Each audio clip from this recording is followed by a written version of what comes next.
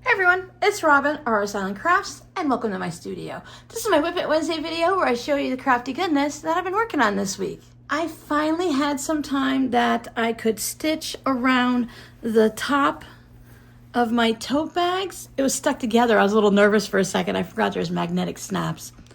So that they are all stitched and ready to go, except now I need to give them a good press. I think I'm going to use a regular clothes ironing board just so that I can get the corners and everything nice. I do have the tailor's ham and a long version of a ham that is very helpful, but I think this time I'm going to go ahead and use a regular ironing board. We were discussing in the last live stream the value of changing your thread colors to work on whatever project you're working on. That sometimes when we first start out, whether we're 8 years old or we're 80 years old or anywhere in between, we don't want to stop sewing to take the time to change the thread. We just use white thread for everything or black thread for everything. But there are certain circumstances where I find it's really important to change the color of the thread. I quilted this bag in an aqua type thread, I believe. I couldn't find it, so I think I might have used it all up. But when I went to top stitch around the top, I used a green. Now the green works okay on the lining, so I wasn't too worried about that. Sorry, I bumped you. And for this one, since I used this golden yellow, I used a golden yellow at the top. I could have done all of them in white and it probably would have worked, but I really like to use the same thread that I quilted with to do the finishing touches like that. I think it just makes a difference. And for this one, some people will just use a white thread on the purple straps, but boy, that's a really pretty purple batik, and I already highlighted a different color on here. This is a very light purple. I really wanted the handles to kind of just be purple, so I used a darker purple. I wouldn't be able to get away with the darker purple on here. Many times, depending on the type of quilting I'll do, I'll use one color for the top of the bag and a different color for the bottom, especially for something like this. I didn't want the thread to pop on the bottom of this really fun camera bag. So I painstakingly buried threads, knotted threads, and did them separately. Normally I do a little bit of a different process, but I didn't plan ahead, so that's where I was. I showed you guys a few weeks ago all of the different lines and the threads that I had to put in there. But again, black thread on the top, and then I used the same cream based around the top here. And just as important to me, I feel I've got batting fuzz I have to clean off. Look at that. I'm really happy that I was able to get a camera on there. Probably should have put my label up a little higher, but it's okay. It still has a good shot of the camera there.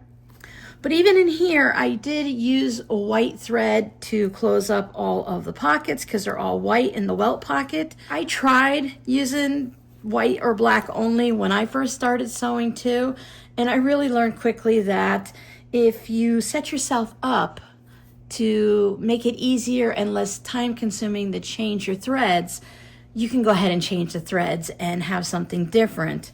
Just like even simply on the handles, all the handles have their own colored thread to match it, even when the quilting kind of pops on the bottom.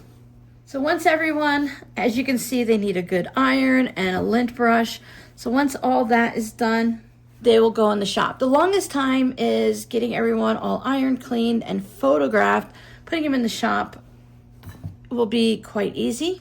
For those that aren't familiar or have a shop on Etsy, when you make one listing on Etsy, you're able to copy it over and over and over again, and it doesn't affect the SEO or the searchability or anything like that. It becomes a brand new listing, so the old listing doesn't affect it. So that way I can have all of the information on what you can use a tote for, and the measurements are all there, and I just change them per bag.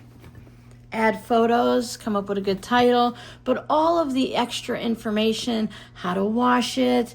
I always leave something like, the color may vary on your monitor, and my measurements are reasonably accurate, but sometimes they can be off by 1/4 of an inch because I don't do things like 7/8 of an inch. It's kind of hard. I do decimal points, and to do the fraction with the little slash line, it kind of gets a little confusing in the listings. So I would put something instead of 7/8, I would move it up to 8, depending on what it is. Because if it's something like a laptop bag, I would bump it down to 3/4 of an inch, so there's that extra room. And the ballerina bag has been finished the whole time. It's just waiting its turn to be photographed. On Friday's video, I worked on these zipper pouches. These are the corners that I cut off from the tote bags you just saw. So this was the bottom and the handles. This is from the camera bag. This is from the watercolor flowers. So I used all of those to make some zipper pouches. This is also the bottom of the tote bag on the outside, and these are from lining fabrics. I have some more because I think I have 8 tote bags and there's only 4 rows here. So that means there's more lining fabric cut out somewhere, and I'm just saving those for the next time around. These are all in the shop if anyone is interested. And the one lonely coaster. My son Robbie and I really love the way this turned out. So I'm thinking about cutting into some of my larger scraps and make some more coasters so that it's not just one little lonely coaster. I do have this one little lonely coaster that is left over from a project back in Florida. I think this is from either a live stream or a Patreon video. Put some fall fabrics on the back. This is a lonely coaster. If you want to call dibs on it, just let me know. But otherwise, I'm going to hold off on this for just a little bit. I want to make some more one-off coasters to put in the shop as just a coaster listing. And then you can go through and mix and match or just grab one, because not everyone wants 4 coasters. So I've been listing mine individually so that you can mix and match or just pick the one that you want.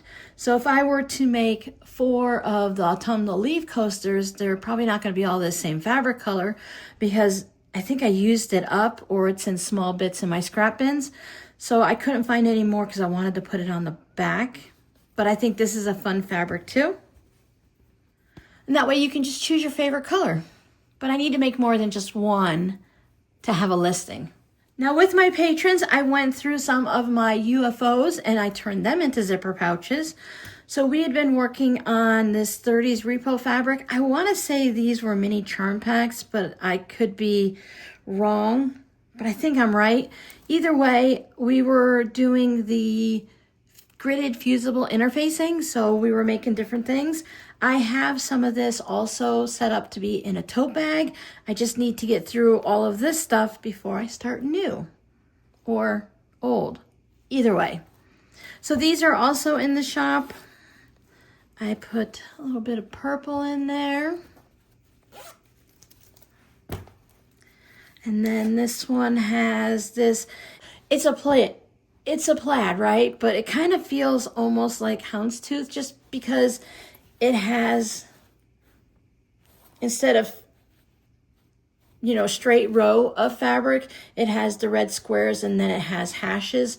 So it kind of like elongates it. If we just look at one spot, it kind of gives it that look. So that's what I put it in the listing as.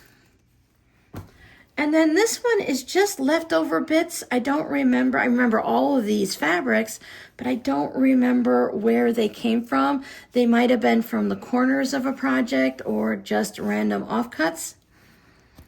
I know this is a Dollar Tree fabric because I just love the purple sloss. This is also a Dollar Tree fabric, as is this. So this might just be a bunch of Dollar Tree fabrics, except I don't think the lemons are.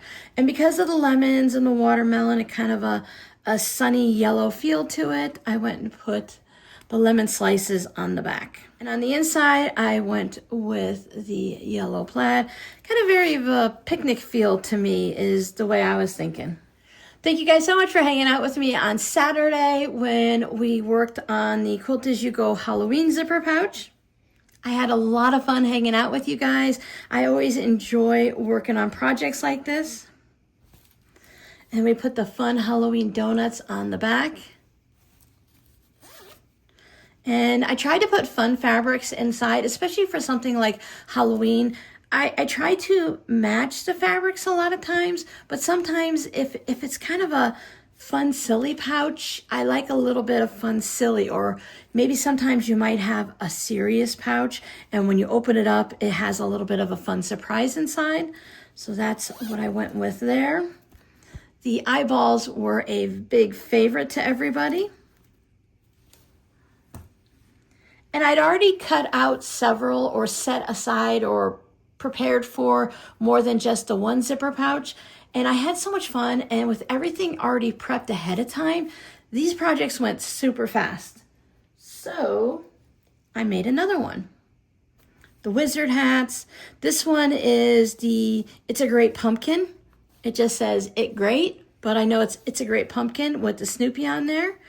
This is a fun fabric that has been around in my stash for a while. I was happy to finally use it. I keep seeing chickens. I said it on the live stream. They look like chickens, and I think it's because of the candy corn. Reminds me of like their feet underneath, and then this looks like their feathers, but it's a whole bunch of ghosts, some happy, some not so happy, and they have candy corn in their dish.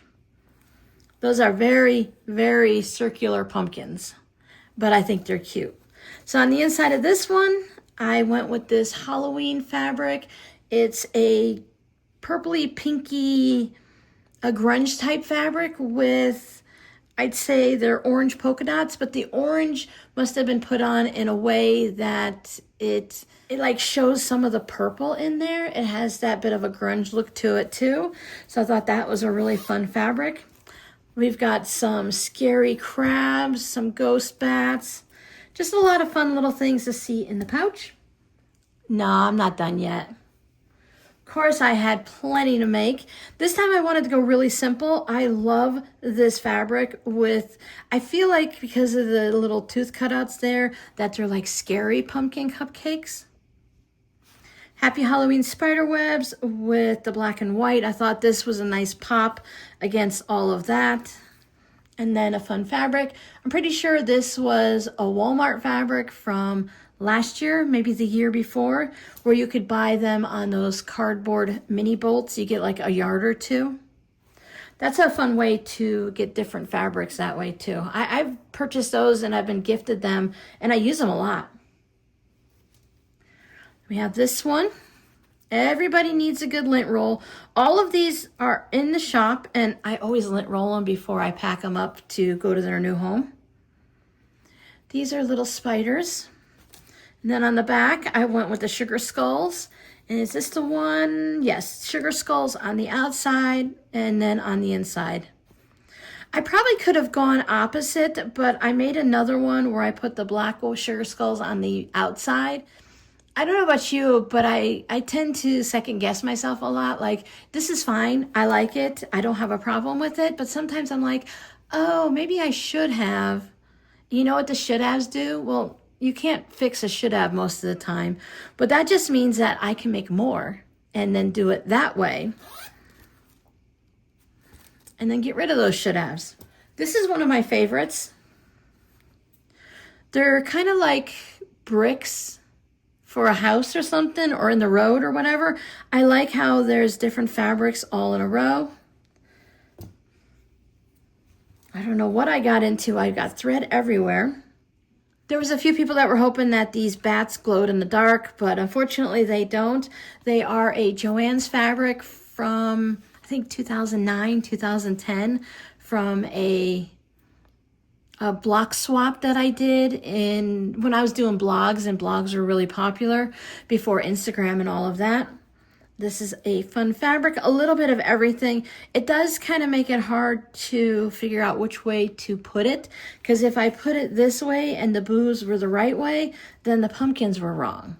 So if you put it this way, then you've got a bat upside down and those boos and pumpkins upside down. I don't think you can win with a fabric like this. It's not actually directional, but I tried. Fun little trick or treat.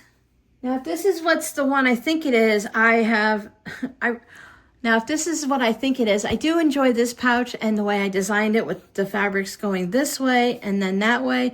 Again, I had a fabric that you could either have the bats or the pumpkin. there were more fabrics here, and that had a pumpkin going the right way, and then something else. One of the things, in my opinion, is with Halloween, because I like the fun side of it, and if I'm doing Scrappy, I think by making a mistake like on this one, I had wanted the ghost to go in the right direction. I can't even blame this on the live stream because I did it ahead of time, but I was even being careful, and I just flipped it in my mind. So my ghosts are upside down, but now it just kind of looks like they're flying out of the zipper pouch and coming down this way. A little quirky thing with Halloween. Same here. If my pumpkin's upside down, well, my pumpkin's upside down. It happens. But I guess I could have put the bats the other way, because if the bats are upside down, nobody would think about it because bats hang upside down when they sleep. But again, Halloween can be a little bit weird and quirky, and if things don't work out perfectly or they're a little wonky, I think it kind of goes with the charm of Halloween. This is definitely a fabric that one of you sent to me a while ago, I believe, and it's just a scrap of it, so I've been using small bits like this in different projects. And this is the one where I have the sugar skulls on black. I think someone said they had it on purple or blue also. I just like all the fun colors. I know not everyone likes skulls and skeletons, but I thought with the sugar skulls that they would be fun. I have sold several pouches just made out of this fabric and the red fabric. So I thought by adding this really colorful one on the back, it's more of a fun thing than a scary thing, I hope. But if this is what I love, here's look, even like a slime green biohazard zipper. I was so happy to be able to use this zipper finally. It kind of goes with this green down here, but on the inside, no, that's not the one. Did I show you the lining on this one and not realize it? This is one of my favorites because I love this shade of purple. It's like the perfect purple for me, and I love the big white polka dots. I used this polka dot fabric. I purchased it specifically for my little mushroom drawstring bags that I'd sold in the shop. That one has sugar skulls. In case I didn't show it, this one has the Halloween polka dots inside. You can see all of them in my shop if you want to like zoom in a little bit and see them again. I show the front, the back, the lining, and then Etsy likes us to do a little video. So this time around, I just went like this, and like this, and like this. So you see everything. Other than that, there's not much left. I could show putting different things in it, but you only have 8 seconds of a video anyway. And I do have the measurements, of course, so measure whatever you want to put in it. But most of these are large enough to fit a basic phone in. So that phone would fit in there, pens, pencils, a wallet. You can put it for like Notion pouches with scissors and stuff. So for your Scrappy word of the day, I would love to know what your style is. Do you prefer making a pouch? If you were to make pouches, do you prefer making them or seeing them with just solid fabrics, meaning one piece of fabric on the front and one piece on the back, not necessarily solid or semi-solid fabrics? Do you like the patchwork? Or are you like I am and you just like to pull a bunch of fabrics and just go a little bit crazy? And it's not quite a crazy quilt, but I did list them as patchwork pouches because I think patchwork doesn't have to be just like a 9 patch. It doesn't have to just be all squares. I think since I patched the fabric together, I think these qualify as patchwork. I might have stretched it a little bit based on actual quilt terminology, but I think most things are open to interpretation. I have a couple of autumn pouches in the shop. I have these. I have the Halloween ones in the shop, some springtimey, and I think I want to make a few more of the autumnal ones just because I only have 2 in the shop, so I'd like to make some more with a different variety. I'd like to maybe make one with all pumpkins or maybe with one with all leaves, depending on what my scraps look like. I do have 2 separate doctor's appointments this week, so I'm not sure how much fun sewing I'm actually going to be able to get done before the weekend, but I do have a lot of things to check off my list. So I hope your chores are more fun and things that you enjoy doing. Household chores, I tend to do the ones that I don't like to do first and get them out of the way, because otherwise I'll procrastinate and I'll never get them done. So I hope your chores are easy and as enjoyable as possible. I hope you get a little scrappy sewing in this week or just sew something fun. I'll see you guys in the next video. Bye.